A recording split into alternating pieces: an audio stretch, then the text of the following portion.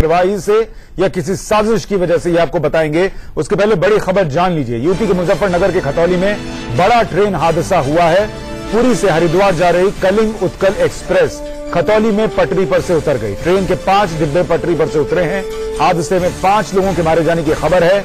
बताया जा रहा है कि 17 अगस्त को कलिंग उत्कल एक्सप्रेस पुरी से रात 8:55 पर हरिद्वार के लिए रवाना हुई थी।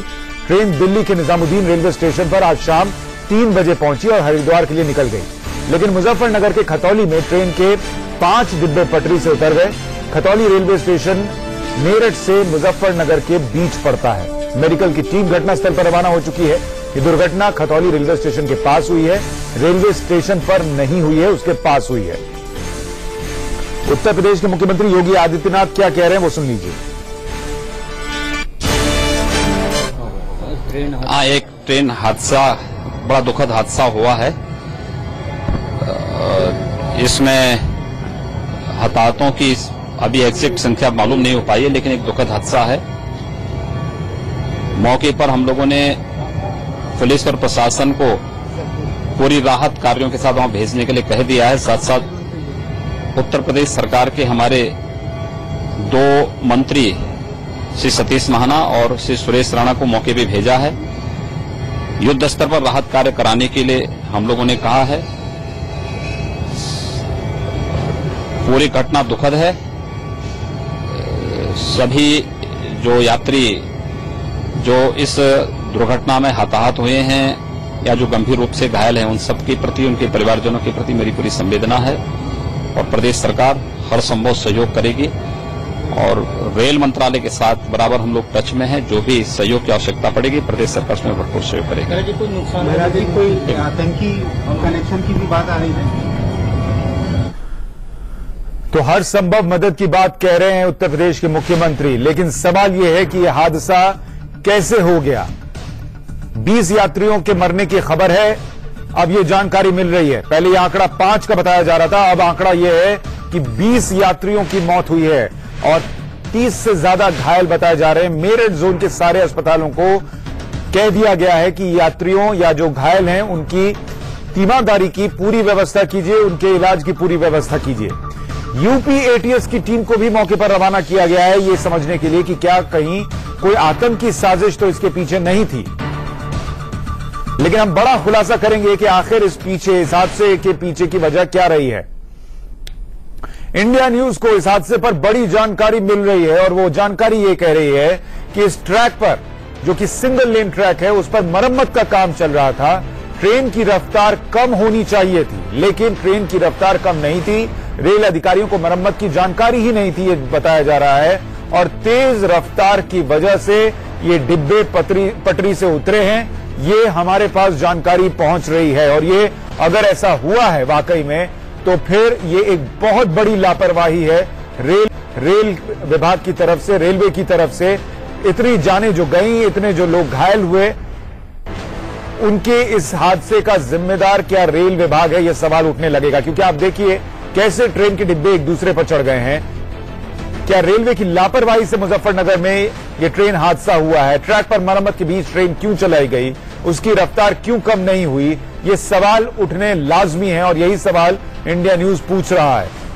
रेल अधिकारियों को क्या मरम्मत की जानकारी नहीं थी? और अगर थी तो फिर क्या ट्रेन के ड्राइवर को नहीं थी? और अगर उसके पास भी ये जानकारी थी तो ट्रेन रफ्तार से क्यों जा रही थी?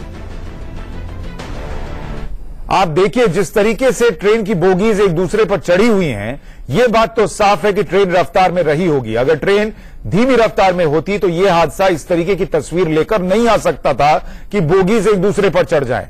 और ये सारी स्लीपर बोगीज हैं।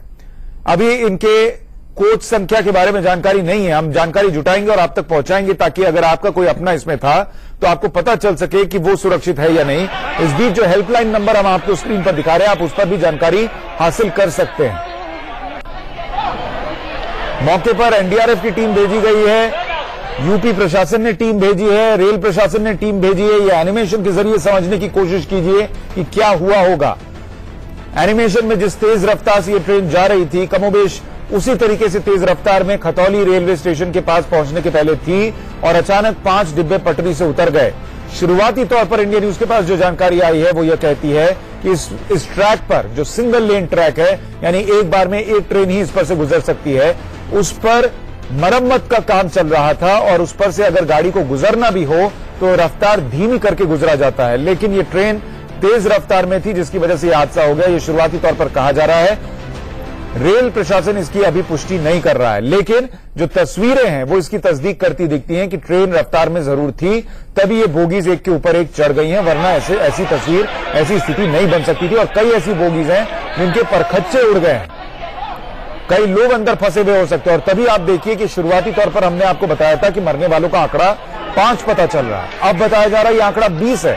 और जो तस्वीरें हैं उनको अगर आप देखेंगे तो मन में यही आएगा कि खुदा न खास्ता ऐसा ना हो कि आंकड़ा और बढ़ जाए, मरने वालों का आंकड़ा जो है वो और बढ़ जाए।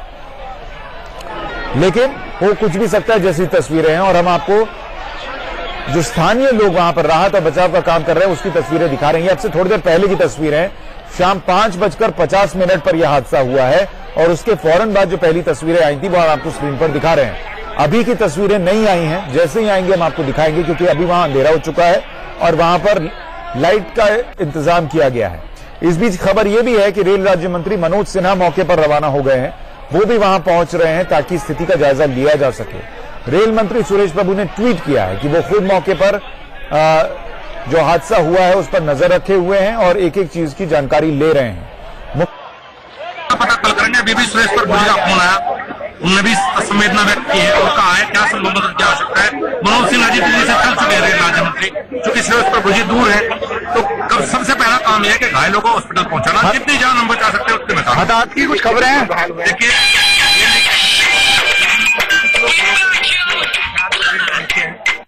के चल रहे हैं कि जो IDS की टीम लखनऊ से चल चुकी है। क्या लगता है कि कुछ आए दिन जो मुजफ्फरनगर आतंकवादी की घटनाएं लिप्त माना गया उसको लेकर कुछ आतंकवादी जुड़ी मान सकते हैं क्या?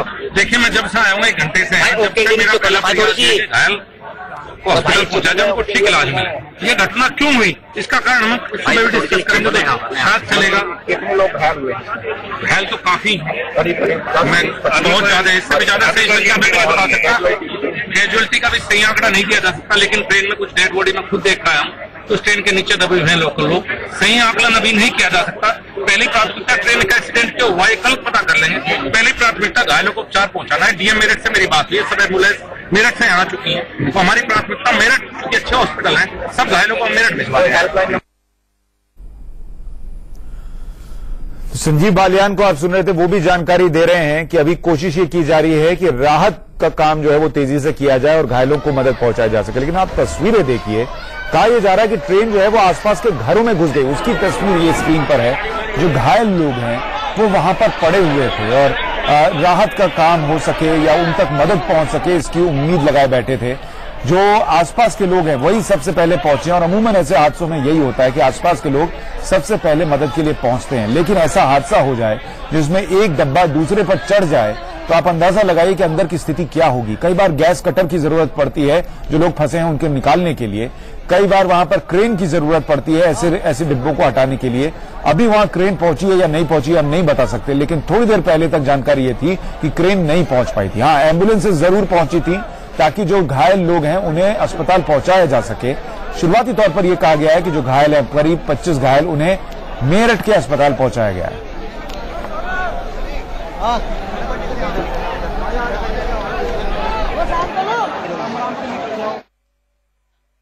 अभी मेरी एडीजी मेरठ जोन से बात हुई, वो घटनास्थल पर स्वयं मौजूद हैं। उन्होंने बताया है कि एसएसपी मुजफ्फरनगर ने कंफर्म किया है कि 10 लोगों की दुखद मृत्यु हो चुकी है, जो कंफर्म्ड है।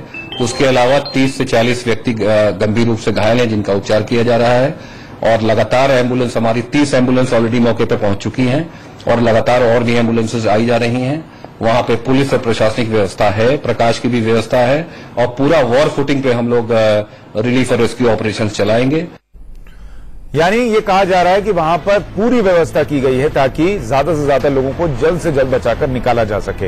हेल्पलाइन नंबर नीचे लगातार आपको ब्रेकिंग न्यूज की इस पट्टी में दिखा रहे हैं, वो भी आप देखते रहेंगे तो आपको जानकारी मिलेगी कि आपको कहां से जानकारी जुटानी है। अगर